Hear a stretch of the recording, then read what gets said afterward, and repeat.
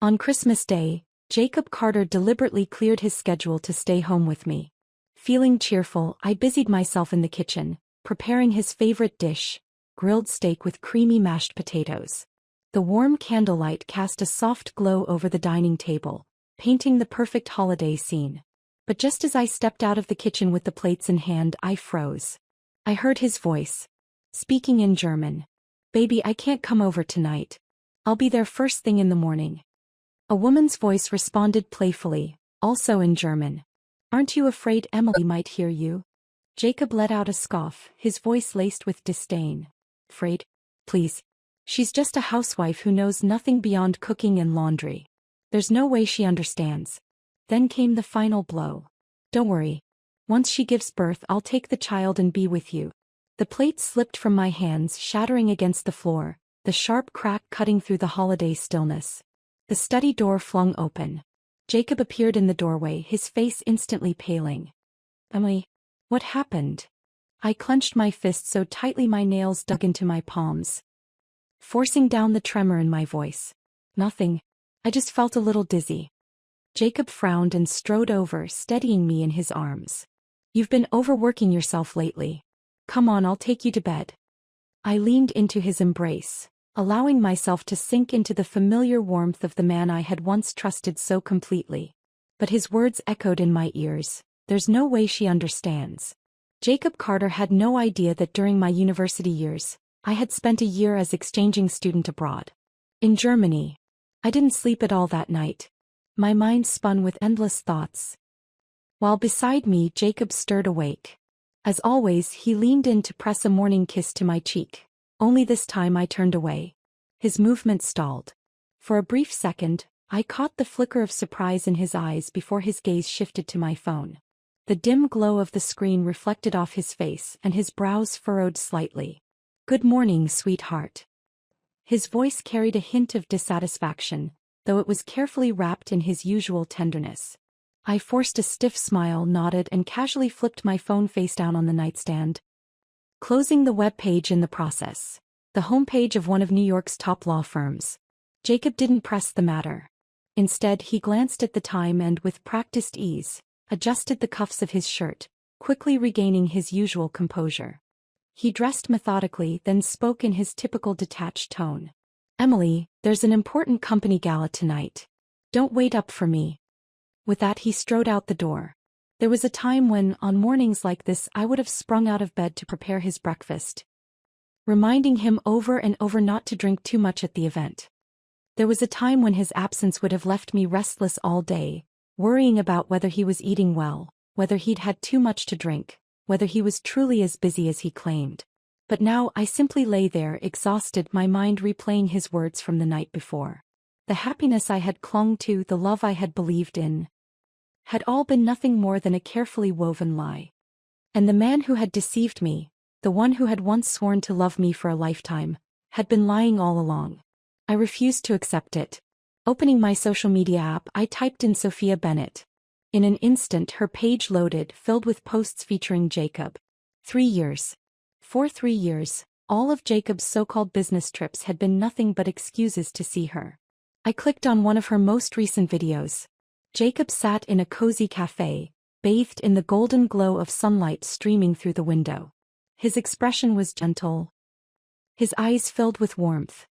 He reached over, ruffling Sophia's hair with a touch so tender it sent a chill down my spine. "I promised you," he said softly, "we'll always be together." My fingers turned ice cold. A moment later, my phone buzzed with a new message. It was from Jacob. "Don't forget to eat breakfast. Take care of yourself."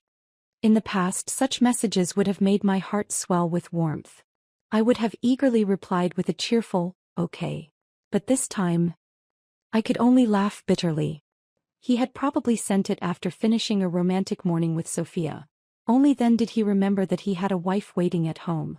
As if to confirm my suspicions, Sophia's social media updated again. A new photo. She knelt in front of a Christmas tree, carefully hanging a delicate crystal ornament. Behind her, Jacob was doing the same, his shirt slightly unbuttoned at the collar, just enough to reveal the faint trace of a love bite on his neck.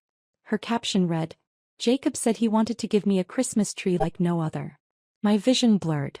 So, it wasn't that he didn't understand romance, he just never cared to be romantic for me. It wasn't that he didn't like spending time together, he just never wanted to spend it with me. The memory hit me like a cruel slap. Just yesterday I had looked at him with a smile and said, "Let's get a Christmas tree this year." He hadn't even bothered to lift his head. His voice had been indifferent, almost mocking. "Aren't you a little too old for that? If you have so much free time, why not take a yoga class or something?" Yet here he was with her, decorating a Christmas tree like a love-struck teenager. The photo was a blade, slicing through whatever remained of my heart. Had he ever loved me? And if he hadn't, why had he kept me trapped in this marriage for so long? A wave of emotion surged in my chest, leaving me breathless. I sucked in a deep breath, forcing myself to stay calm.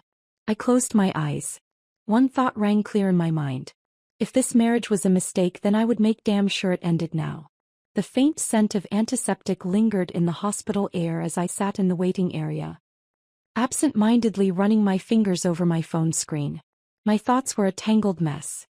I hadn't planned on coming here. But after that phone call last night, I hadn't slept a single minute. I needed an answer, one that would force me to wake up. So, first thing this morning I booked an appointment. Since the moment I learned the truth, I had been telling myself that no matter what, this child was innocent. That I had once dreamed of building a complete, loving family. But now, sitting here, I couldn't help but wonder, was I really going to bring this baby into a life built on lies? The nurse's voice echoed down the hallway, calling my name. Taking a deep breath, I stood up and walked into the exam room. The doctor flipped through my file, then glanced up at me with a neutral expression. "Your husband's not with you today?" I hesitated for a split second before forcing a smile. "He's busy with work." The doctor nodded without further comment and proceeded with the routine checkup. As I waited for the results, I walked to the far end of the corridor and sat in the lounge area, trying to steady myself. Nearby, a couple of nurses pushed a medication cart down the hall, chatting idly. "Do you remember? Last Christmas her husband was here with her. He was so attentive." "Yeah, and now she's here alone. Typical men." Their words were nothing more than background noise, until one phrase sliced through my consciousness like a lightning bolt. "Last Christmas." My fingers tightened around my phone. My voice came out hoarse. "You said, last Christmas?" One of the nurses paused, blinking at me. "Yeah, I remember it clearly. Your husband was here with you. He even did a bunch of tests. I thought you two were planning for a baby. But, oh, did I say something wrong?" Her colleague immediately nudged her, coughing awkwardly. "You must be mistaken. A man that busy wouldn't have been here last year." "No, I'm sure I remember." Their voices faded as they walked away, but my mind had already gone numb, buzzing with a static hum. Jacob and I had only started discussing IVF 3 months ago. How could he have been here last Christmas? My pulse pounded in my ears as my fingers trembled, unlocking my phone. I quickly pulled up Sophia Bennett's social media and scrolled back to her posts from last Christmas. Seconds later, my screen froze on an old post. "I love kids, but my health makes it difficult. I wanted to try IVF, but Jacob said the risks were too high. He wouldn't let me go through that. He really takes care of me." The location tag? The very hospital I was sitting in. I stared at the post, my breath catching in my throat, as if an invisible hand had wrapped around my neck, squeezing the air out of me. "He takes care of her." The comments were flooded with praise. "Jacob is such a good man. She's so lucky to have him. The way he protects her. Truly one of a kind. A good man." A choked laugh escaped my lips, and before I knew it, hot tears welled up. That day, when the doctor told me I was pregnant, Jacob had lifted me into his arms, kissing my forehead over and over, his voice thick with emotion. "You did it. We're going to have a beautiful baby. Emily will be happy forever. Just like this. We'll never be apart. I'm going to be the best dad in the world." It had been the happiest day of my marriage. And now I finally understood. His joy wasn't because we had finally created a child out of love. It was because I had succeeded. Because now, Sophia wouldn't have to suffer through IVF. The realization hit me like a sledgehammer, shattering whatever remained of my heart into unrecognizable pieces. My phone vibrated suddenly, breaking the suffocating silence. A voice message from Jacob popped up on the screen. I stared at it, my finger hovering over the play button, hesitating. But in the end I pressed it. Baby, the gala's running late tonight. I swear I'll be home first thing in the morning. In the background, faint noises bled through the recording. Almost imperceptible. Almost. Because among them I recognized a laugh. A laugh I had heard too many times before. Sophia. A notification lit up my screen. Sophia had just updated her social media. The photo showed her lounging on an opulent sofa, one leg elegantly crossed over the other. Jacob knelt before her, pressing a reverent kiss to the top of her foot. His eyes filled with adoration. Caption: the price of being naughty. His punishment is giving me a foot massage. I stared at the screen, feeling as if every drop of blood had been drained from my body. This man who once swore to love me for a lifetime, was now kneeling at another woman's feet. A strangled sob clawed its way up my throat and I couldn't hold back any longer. Pulling the blanket over my head, I broke down in tears. My mind drifted, unbidden, to the past. To our very first Christmas together. Jacob had cut his business trip short just to meet me at the airport.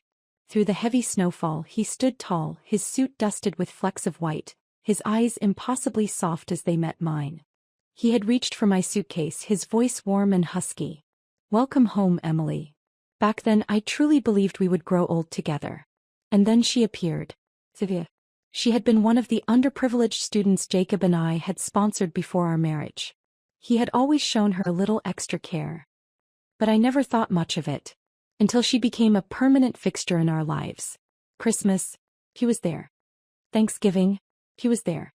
Even at the company's annual gala, she was always there. When she began missing too many classes and her school threatened expulsion, I made the decision to cut off her sponsorship. That night, Jacob and I had our first real fight. The worst one we had ever had. She's just a girl with nowhere else to turn. How could you be so heartless? He had shouted, his fury shaking the walls of our home. I had been so overwhelmed, so devastated, that I fainted.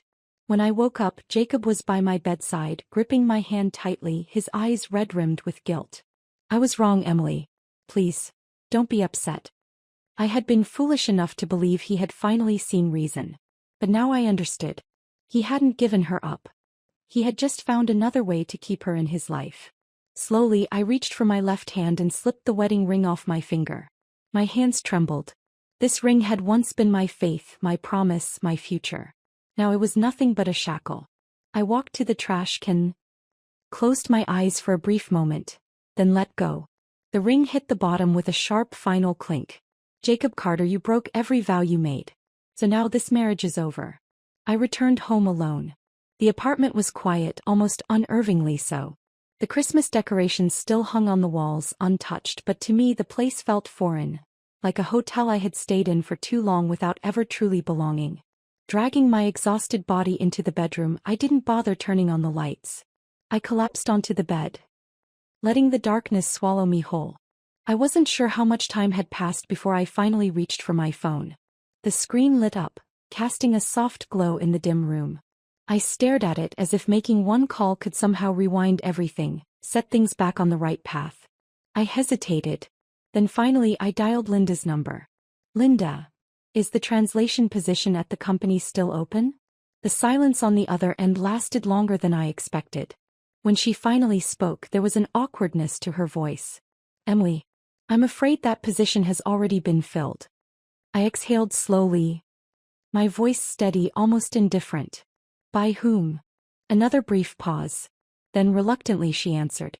Sophia Bennett. A short, breathy laugh slipped from my lips, cold, detached, tinged with disbelief. Of course. Jacob had made sure his mistress was well taken care of. I see, I said lightly as if discussing the weather. Thanks for letting me know. The moment I hung up, the screen dimmed, plunging the room back into darkness. And then I heard it. The sound of a key turning in the lock. Jacob was home. He pushed the door open, stepping inside with an air of exhaustion. His head was bowed, his eyes fixed on his phone as he scrolled through messages, a faint smile playing at his lips. It was the most genuine expression I had seen from him in a long time. Because the only time Jacob looked that soft was when he was looking at her. But when he finally lifted his gaze and met mine, The warmth in his face vanished in an instant, replaced by mild irritation and confusion. "Why are you still up?" I sat on the couch watching him carefully, my voice even. "I heard the company hired someone new for the translation position. Sophia, I think? That name sounds familiar. Wouldn't happen to be that Sophia, would it?" Jacob's expression flickered, so fast most people wouldn't have noticed. But I did. Then just as quickly he recovered, letting out a light chuckle. "Oh, I wasn't paying attention. The secretaries handle all that." "Is that so?" I murmured, nodding slightly, but I never took my eyes off him. Jacob, pretending not to notice my coldness, stepped closer. "All right, Emily. Enough overthinking. It's late. You and the baby need rest. I know I've been busy lately and I should have been home more, but everything I'm doing, it's for you. For our family. Don't you see that?" His voice was gentle, his words perfectly crafted, painting the same tired story of "I work hard, you should understand." But what he failed to realize was that I was no longer the woman who would sit and wait for him to come home. I didn't reply. I simply stood up and walked toward the bedroom. A few minutes later, Jacob followed.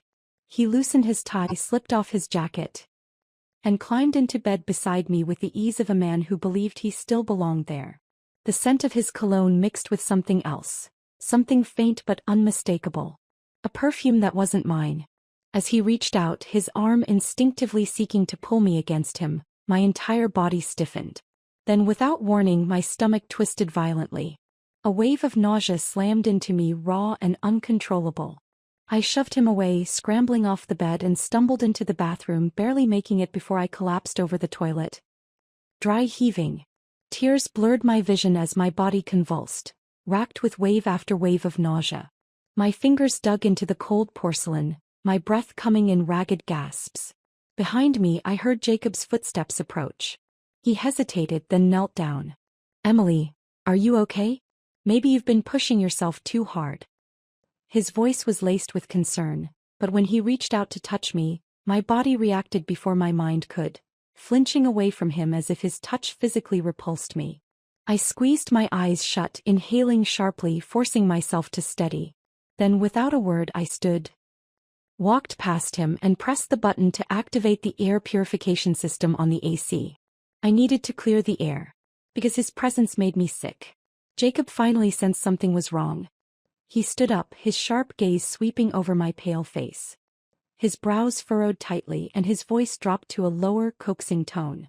"You've been too emotional lately. You should get checked at the hospital. I'll go with you." I lifted my eyes to meet his, my voice calm, steady. "That won't be necessary." His concern, his affection, all of it was nothing but a performance, and I no longer needed it. Jacob hesitated for a fraction of a second before a flicker of irritation crossed his face. It was subtle but unmistakable. Just as he seemed about to speak, his phone rang. A familiar voice, dripping with deliberate flirtation, spilled through the speaker. German, sultry, unmistakably intimate. "Jacob, feeling adventurous? I'm waiting for you in the car." My stomach twisted, my fingers curling into a fist. Jacob lowered his phone immediately. The irritation on his face melted away in an instant, replaced by something far more relaxed. He shot me a quick glance, and for the briefest moment, guilt flashed in his eyes. But it was gone so fast I almost thought I had imagined it. "Emily, something urgent just came up at work. I need to step out for a bit, but I won't be long, okay?" His tone was gentle, laced with a false sense of reassurance. I curled my lips into a faint smile, my voice light. "Of course. I believe you." Jacob seemed relieved. He nodded, grabbed his coat and walked out the door, too hurried, too eager. He didn't even realize he had left his other phone behind. I exhaled slowly, my eyes drifting to the forgotten device lying on the couch. A burner phone. No saved messages, no distinct contacts, except for one function. It was synced to another phone's incoming calls. The screen lit up. An unknown number. But I knew exactly who it was. I reached out, picked up the phone and answered. A nauseatingly sweet giggle rang in my ear. "Emily didn't satisfy you?" A brief silence. Then Jacob's voice. Amused and indulgent. "She could never compare to you." The breath was punched from my lungs. I didn't speak. I simply listened. listened as they whispered their shameless desires, listened as Jacob, my husband, humored her like she was the center of his universe. And then I calmly pressed record. Once the conversation ended, I saved the file to my personal phone. Then, without a second thought, I walked back into the bedroom. Jacob Carter, you really do underestimate me. By the time he returned home that night, I had already changed into my pajamas. I sat on the bed, flipping idly through a magazine as if nothing had happened. He walked in, loosened his tie, and approached me, reaching out to take my hand. A familiar scent clung to him. A perfume that wasn't mine. My stomach churned with disgust. Jacob must have felt my stiffness because he paused, his gaze lowering to my hand. His expression shifted ever so slightly, because my ring finger was bare. His voice dropped. Emily, where's your wedding ring? I glanced down at my own hand, rubbing my wrist absent-mindedly. My tone was casual, indifferent. Oh. I took it off during a hand treatment and forgot to put it back on. Then I lifted my eyes to meet his, a small, detached smile playing at my lips. It's just a ring, Jacob. You never wore yours either, did you? A flash of tension crossed his face. His Adam's apple bobbed slightly, but he had no response. We had never had a wedding. No vows exchanged before friends and family. No framed photos on the mantel. Just the rings. And even that he had refused to wear. He had claimed it was to protect me, to keep our marriage out of the public eye so I wouldn't be dragged into business politics. But now I saw the truth. It wasn't for my sake. It was for her. The room fell into a thick silence before Jacob finally reached for my hand again. This time his grip was gentle, almost pleading. I was wrong, he murmured. From now on I'll always wear it. I won't take it off unless you say so. Okay. His voice was softer than usual, his demeanor unusually subdued. He was trying, desperately, to pull me back. I merely watched him, my expression unreadable. Then slowly, I withdrew my fingers from his grasp, slipping just out of reach. Jacob Carter, you don't understand. Your apologies mean nothing to me anymore. And then, as if offering some grand solution, he spoke again. At the end of the month, let's have a wedding. My head snapped up. Jacob's expression was gentle, almost coaxing. The baby's still small. It's the perfect time for a ceremony. We can make it big. Let the whole company know. That way you won't feel insecure anymore. Insecure? A wedding. As if one extravagant event could erase years of betrayal. As if parading me in front of his colleagues could undo every lie, every whispered promise to another woman. I turned a page in my magazine, my voice even. That sounds nice. Jacob visibly relaxed, as if he believed I had been pacified. He pulled me into his arms, pressing a kiss to my temple. He thought he had won. He had no idea. Later that night, I heard him slip out of bed and step into the living room. Through the narrow gap in the door, I watched him lift his phone to his ear. His voice, though low, was crystal clear in the silence of the apartment. I just need to keep her steady for now. She's still carrying our child. Don't be mad, baby. I'll come see you soon, all right? The words shattered what little restraint I had left. This child, my child, was nothing but another one of his calculated moves. I stumbled back to bed, my hands trembling as I picked up my phone. My vision blurred as I tapped through the flight options. And then, without hesitation, I booked a one-way ticket to Germany. Jacob returned to bed, his hand brushing over my stomach in a mockery of tenderness. Let's get some rest, Emily. His voice was soft, deceptive. By the time he drifted off to sleep, I opened my eyes. Jacob Carter, you're going to get your wedding. And I'll make sure it's a day you'll never forget. Jacob continued coming home late and leaving early, while Sophia's social media never stopped updating. Each post, each photo was dripping with pride, every caption a deliberate declaration of victory. She flaunted the new jewelry Jacob had bought her. She shared photos of their candlelit dinners. She even posted a picture of the Christmas tree, the one he had decorated for her by hand. And then the latest update: to be loved is to be a true princess. I stared at the words on my screen, my lips curling into a faint, icy smile. I had long since lost interest in this twisted game, but she was too eager to gloat, too impatient to wait for the so-called win to be handed to her. 1 week before the wedding, she finally made her move. The doorbell rang. I opened the door to find Sophia standing there, her red lips curved in a smirk. her eyes gleaming with the kind of superiority she had long craved. "It's been a while, Emily," she purred, stepping inside before I could say a word, strolling around the apartment as if she already owned it. Her fingers trailed over the photo frames on the table, her voice tinged with mockery. "Still living here, I see. When you kicked me out back then, did you ever imagine that one day it'd be you watching me take over?" I shut the door behind her, crossing my arms, my lips tilting into an amused smirk. "Are you referring to the day you became the other woman?" Her smile froze. For a split second, her carefully curated expression cracked, revealing something twisted and bitter underneath. Then she recovered, letting out a sharp, humorless laugh. "You think you've won?" Her voice rose, dripping with cruel satisfaction. "Jacob is mine now. He holds me, spoils me, chooses me. And you're nothing but a discarded joke." She stepped closer, her eyes flashing with uncontained triumph. "You might still have his name, but I have his heart. And soon enough, even your child will call me Mom. Everything that was once yours will belong to me." Her nails dug into my arm, sharp and relentless, a physical manifestation of the venom in her words. Pain lanced through my skin, but I barely reacted. I was about to shove her off when suddenly the door behind me swung open. Jacob Carter stood there. His gaze flickered between us for a moment. Then, without a second's hesitation, he walked straight to Sophia. "Sophia." His voice was urgent, his presence immediately protective.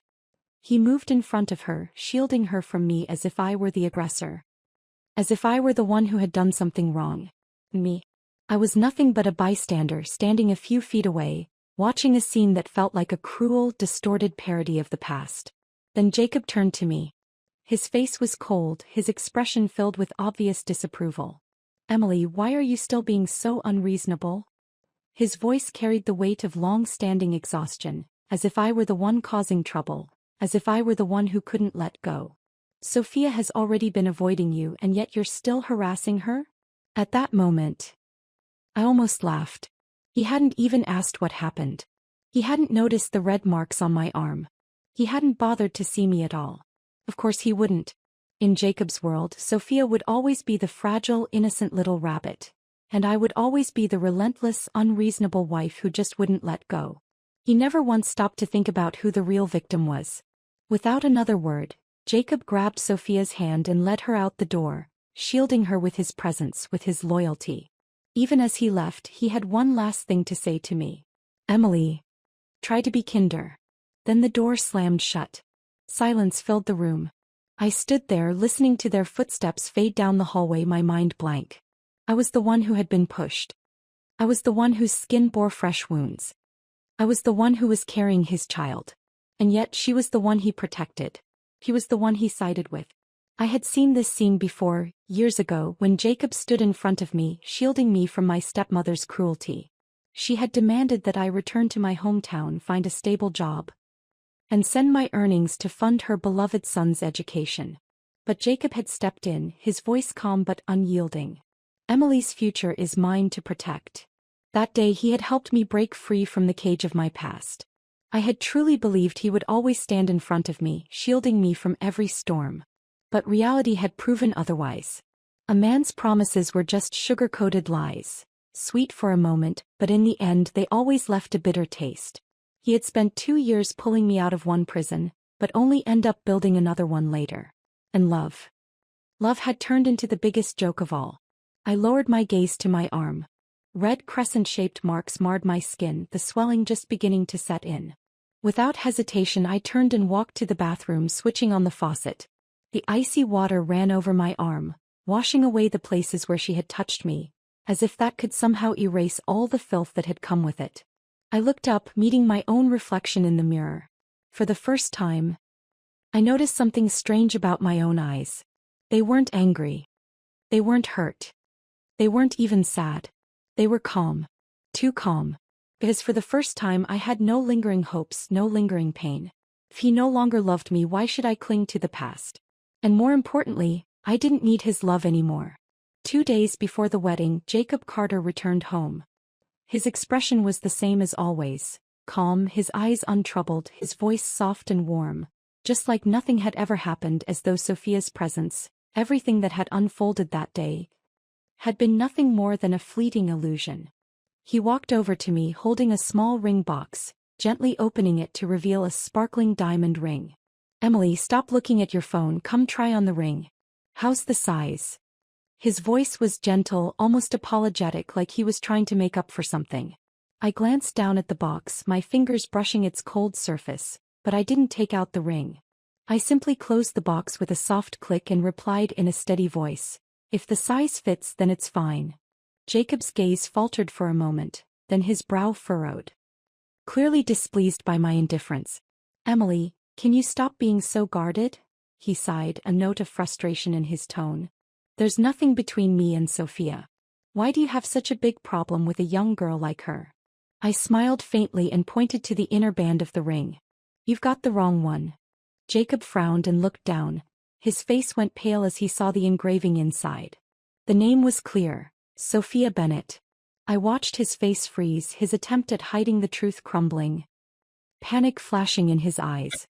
This ring had once belonged to her. I didn't have the patience to listen to his excuses. Without another word, I turned and walked into the bedroom. Later that night, Jacob pushed open the bedroom door. His expression was complicated, tinged with regret. He walked over to me slowly, stood behind me and wrapped his arms around me, pulling me tightly into his embrace as if trying to merge our bodies. He leaned close to my ear, his voice low and tender. "Emily, I was wrong. We'll be okay from now on. Do you remember the wish we made on our first Christmas Eve together?" His tone was nostalgic, like he was trying to rekindle some lost memories we once shared. But I couldn't hear him. Back then, on a snowy Christmas Eve, we had made a wish to grow old together. But now this year he stood before another woman, promising her the same thing. "Jacob, how long do you plan on playing this act?" I closed my eyes and slowly drifted into sleep. The next day, there was only one day left before the wedding. Jacob woke up early and was busy in the kitchen. The pots steamed with freshly cooked food and the living room was filled with baby supplies. He walked over with a bowl of soup, smiling warmly. "Good morning. I bought a lot of clothes for the baby. Don't forget to check them out later." I took the bowl from him and nodded slightly, but my gaze lingered on my belly. He didn't notice my silence. Lost in his own fantasy, he stayed by my side all day talking about the baby, imagining its features. That night, a sudden downpour arrived. Outside, lightning struck and thunder cracked the sky, accompanied by a howling wind. Jacob tossed and turned in bed, clearly restless. He checked his phone repeatedly, his brow furrowed as though waiting for something. Finally, the familiar ringtone echoed. In an instant he sat up, grabbed his phone and answered with such urgency that there was barely a moment's pause. He stood up, grabbing his keys, ready to leave. "Emily, I'll send a driver for you tomorrow. There's an urgent matter at work. I have to go handle it." His tone was rushed, and he couldn't even bother to hide it. Without even a glance at me, he turned and left the room. Not a single look in my direction. I watched his back as he disappeared into the night, hearing the car fade into the distance. Looking down at the neatly packed suitcase beside me, I knew it was time. I grabbed my suitcase and walked outside, stepping into the pouring rain, hailing a cab. Jacob's car sped past me just inches away. If he had glanced back for even a second, he would have seen me standing there in the rain, suitcase in hand. But he didn't. He didn't look back. Not once. I sniffled and wiped my face with the back of my hand, slowly raising the window on the cab. "Take me to the airport." "Jacob Carter, I gave you so many chances. But you kept looking away. From now on, we're done." I clicked on the video and saw Jacob, dressed in a black suit, standing at the center of the crowd, his eyes fixed on the wedding car that was supposed to take me. But as the car door slowly opened, it wasn't me who stepped out. It was Sophia Bennett. She was wearing a pure white wedding dress, smiling as though waiting for everyone's blessings. Jacob's expression froze, shock flickering in his eyes. He moved forward slowly, seemingly paralyzed. Before he could say anything, the giant screen behind him lit up and a video began to play. It was a slideshow of photos I had personally edited. 1,000 photos, all showing Jacob and Sophia together. From the hotel to the yacht, from the restaurant to the airport, from New York to Paris. Each photo was irrefutable evidence of their affair. For a few seconds the crowd went silent and then everyone gasped. Some looked at Jacob, thinking he was orchestrating a grand surprise for Sophia. Others stood frozen, beginning to realize something was wrong. Meanwhile, Jacob's face had drained of all color, completely pale amidst the blessings surrounding him. After the video ended, Sophia's past was thoroughly exposed by netizens. She had been reported multiple times for plagiarism and academic fraud and had even been advised to drop out of school. Her history was mercilessly laid bare for the public to see. As a result of this wedding disaster, Jacob faced severe backlash from the shareholders. Carter Group's stock price plummeted. I logged off from the social platform and clicked on the surveillance footage at home. Sure enough, Jacob found the new wedding gift I left for him. A signed divorce agreement. Jacob stood in the middle of the room, gripping the paper tightly in his hands, his knuckles white, his eyes red. Eventually he collapsed to the ground, drained of all strength, repeatedly calling my name. But this time I would never respond. I turned off the surveillance, deleted the app, and officially cut ties with the past. Back at school, I quickly adjusted to my new routine. Besides teaching my students, I started traveling to places I had always wanted to visit but never had the chance. In the past, I had trapped myself in Jacob Carter's world, putting all my energy into a relationship that was never meant to fulfill me. But now I realized that loving myself was the most important thing. I was never just a housewife, only capable of cooking and cleaning. I had once been the girl who dared to chase her dreams. And I was now the woman who could stand on her own again. Just because Jacob didn't care, didn't mean I wasn't worthy of being cherished. As I adjusted to my work at the school, I unexpectedly ran into Ryan Mitchell, a senior from my college days, at a lecture. We quickly became friends, reconnecting after so long in a foreign land. We often went camping and jogging together. With his company, I finally learned to truly relax. Through his recommendation, I landed a new opportunity, working as a translation consultant at an international company. The company sent me to handle a project in South City, and to my surprise, the person I was coordinating with was a familiar face. Linda. I froze for a moment, staring at the woman before me, only realizing who she was after a few seconds. Linda was equally surprised, her face lighting up with joy as she pulled me to sit down. Emily, what are you doing here? I smiled and briefly explained everything that had happened recently. After hearing my story, Linda sighed softly. Emily, leaving Carter Group was the best decision you could have made. Carter Group is not what it used to be. After Jacob's wedding, he seemed like a different person. He disappeared for a month, and when he finally came back, he started pouring money into the jewelry business. I heard that the first piece he designed was named Amy. She paused, her tone now tinged with complexity. Everyone's guessing that it's named after his lover. The shareholders are in an uproar, saying Jacob's gone mad. I listened quietly, but there was no emotion in my heart. I no longer cared about Jacob Carter. Linda chatted with me for a bit longer before getting up to leave. I gathered my documents and prepared to leave for the day. It was Christmas Eve and the streets were bustling with holiday cheer. As I walked along the street, admiring the dazzling lights, I felt a rare sense of peace. The first Christmas after I left Jacob Carter, and it was the most relaxed Christmas I had in years. When I got to the door of my apartment, I took out my keys and was about to open the door when I noticed a small box lying on the ground. I furrowed my brow and bent down to pick it up. Just then, a trembling voice called from behind me. Emily, I finally found you. I turned around and, as expected, saw Jacob looking exhausted, standing in the middle of the snow-covered street. Snowflakes clung to his clothes, his hair was disheveled by the cold wind, and there was a thin layer of sweat on his forehead. He was panting, his eyes fixed on me with a deep, desperate fear, as though he was afraid I would disappear at any moment. But what he didn't know was that I had already disappeared. At least, in his world, I no longer existed. My first instinct was to shut the door. But Jacob was quicker. He rushed forward and grabbed my wrist tightly, pulling me toward him with such force that I nearly fell into his arms. His embrace was colder than the snow-filled night, his arms tightening around my shoulders as though he wanted to engrave me into his bones, never to let go. Emily. Emily. His voice trembled, almost breaking with a hint of tears. Emily, I was wrong. I'm so sorry. Please don't punish me like this. Without you I can't live. Warm tears slid down my neck. I turned my head away in disgust, my eyes cold. Why was he crying? It was him who betrayed me, and yet now he was the one asking for forgiveness? Is it really true that only after losing something do we begin to regret it? Let go. I spoke coldly, my voice devoid of any softness. Jacob, however, didn't move an inch. He held me even tighter, like a drowning man clinging to a piece of driftwood, unwilling to let go even if it meant going down with it. My patience had completely worn thin. I shouted in anger, "Jacob, let go of me." His body went rigid and slowly his hands released their grip. His face was full of reluctance, his eyes shadowed with despair, but in the end he let go. "Emily, I realize my mistake," he said hoarsely, as though afraid his voice would break if he spoke too loudly. "I swear I'll never contact Sophia again. I'll do whatever you ask. We'll redo the wedding exactly how you want it. Please, Emily." His voice dropped to a whisper. His eyes filled with pleading. "Please, come back with me."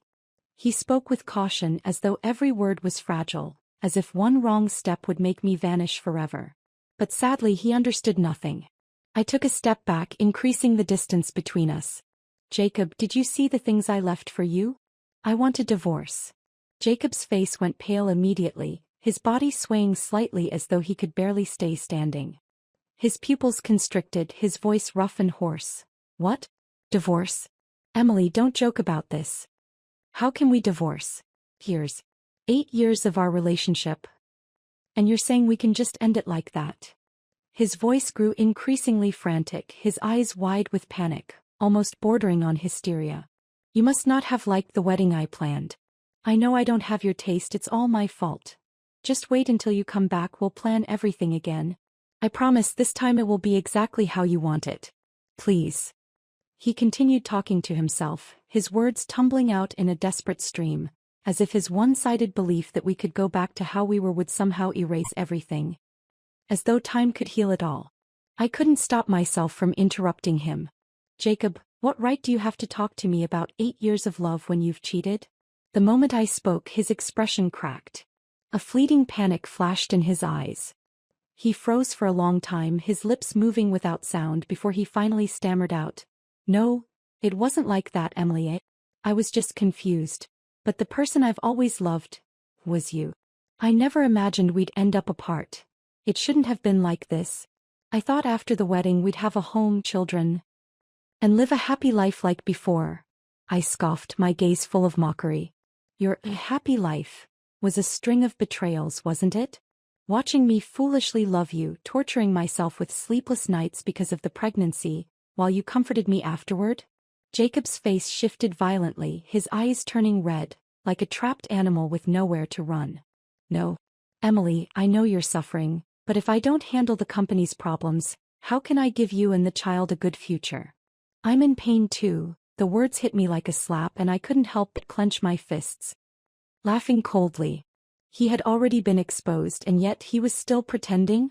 He still had the nerve to say he was in pain? How many of those business dinners were really business? For 3 years, you and Sophia interacted non-stop on social media, promising me every Christmas that you'd stay by my side. But the truth? One phone call from Sophia and you'd rush to be with her. For 3 years you traveled with her, took countless photos, but when it came time for our wedding, you didn't even spare time for a single bridal photo shoot. Last Christmas, you went with her to undergo IVF, but you stopped her because you were worried about her. I stared at him deeply, my words deliberate, each one like a cold jab. "And what about me? What am I to you? Am I just a tool for you to have children, or am I the obstacle to your love?" Jacob jerked his head up, eyes wide with shock, as though it was only then that he realized what I knew. His lips trembled, his throat working as though he wanted to say something but nothing came out. I watched his pathetic expression, a mocking smile playing at my lips. "The child I'm carrying was actually meant for Sophia, wasn't it? You thought I didn't know? You really think I'm that foolish?" Jacob stood there, trembling in the snowstorm, panic and despair flooding his eyes. But none of that mattered to me anymore. The day he cheated, our relationship died. I no longer loved him. "Emily, Jacob Carter's face grew even paler, his lips still trembling as though he wanted to defend himself but no words came. The snow fell around him, dusting his hair, his shoulders, enveloping him in a cold, pale shroud. His eyes were filled with disbelief, as if he were looking at a stranger. But the truth was he was the stranger. Jacob, do you remember the promise you made to me on our first Christmas together? Jacob looked at me, his eyes empty, lost in distant memories. But I knew he had already forgotten.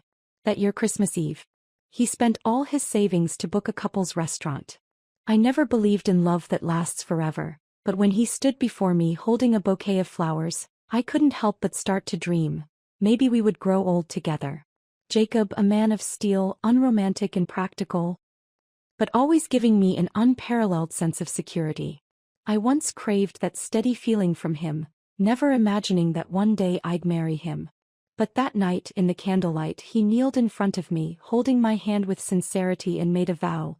Emily, please believe me. As long as I'm alive, I'll only love you. If I ever change my heart, let me go to hell.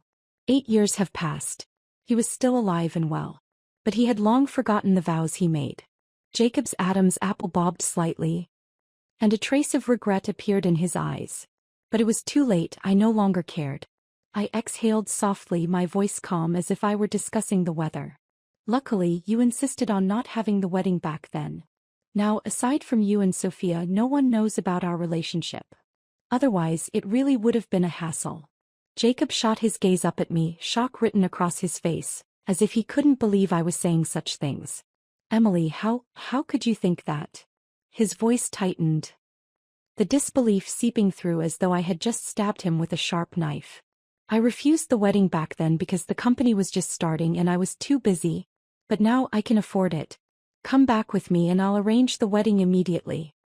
His eyes locked onto my face, desperation and urgency in his tone as he tried to salvage the situation. It's just a wedding. We can have as many as you want, and look, I even brought the ring. With that he pulled out a small red box from his pocket. Opening it, sure enough, there was a ring. A simple silver band with rough, uneven letters etched on the inside. It was from Christmas 8 years ago. Back then, Jacob Carter's company had just started, and we were both penniless, unable to scrape together even $500. But that year I was the happiest, because Jacob had spent 2 weeks handcrafting that silver ring, and gave it to me as a Christmas gift. The craftsmanship was crude and the initials were scratched clumsily, but I loved it.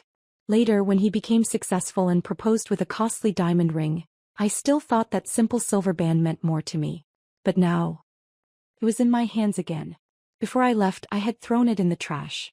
I didn't know how Jacob had retrieved it, but when I saw it again I felt nothing. It was just a ring. I pushed his hand away impatiently, wanting to go back inside. But Jacob seemed to sense my indifference and immediately grabbed my arm, as if fearing I'd vanish the moment he let go.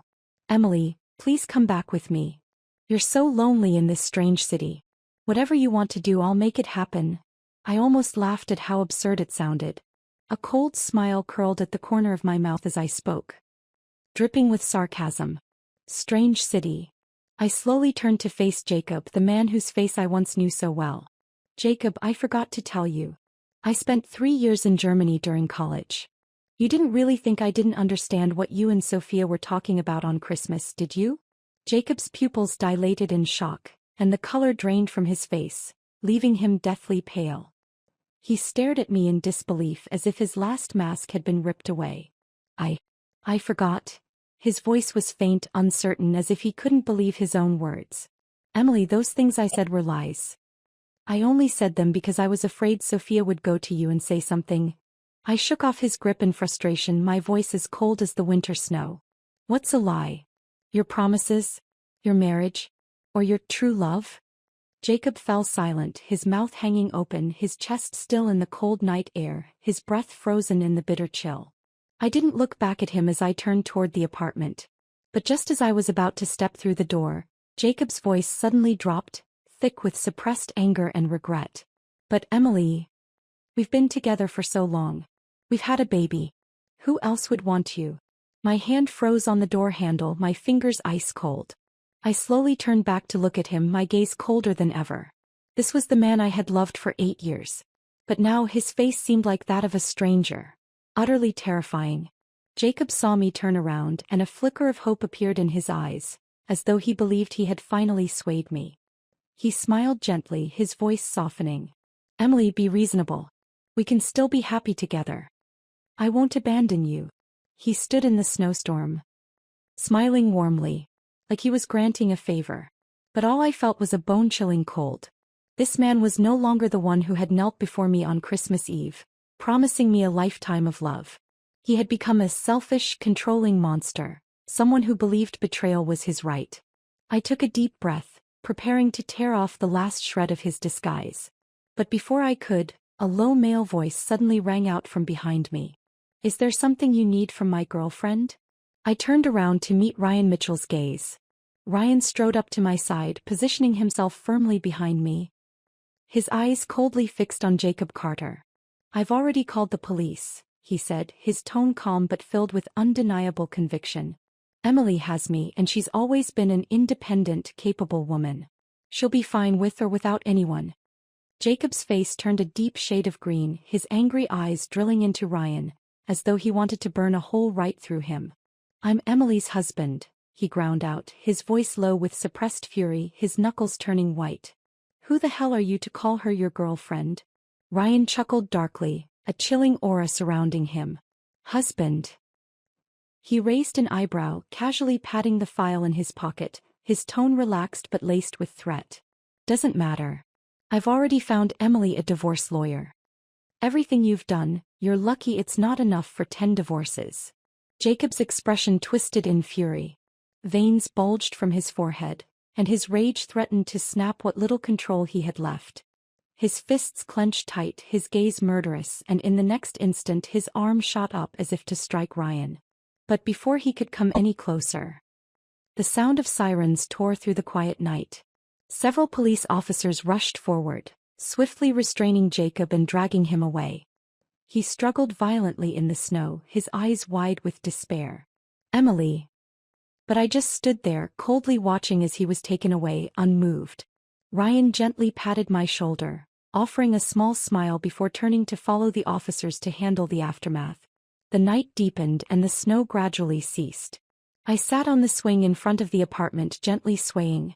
The cigarette's ember flickered, casting a faint red glow in the dark.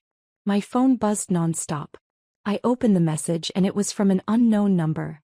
Emily, do you think you've won? I'm pregnant. It's Jacob's. I scoffed and quickly turned off my phone. Was it pitiful? Maybe. Was it laughable? Of course. She had wagered everything, only to gain a man as hollow and deceitful as Jacob. She thought she had won, but in truth she was standing exactly where I once did, repeating my pain. In the end she would lose much worse than I ever did. Just as I was lost in my thoughts, Ryan's voice broke the silence. What are you daydreaming about? I snapped back to reality and saw him walking toward me, holding a cup of warm chocolate milk.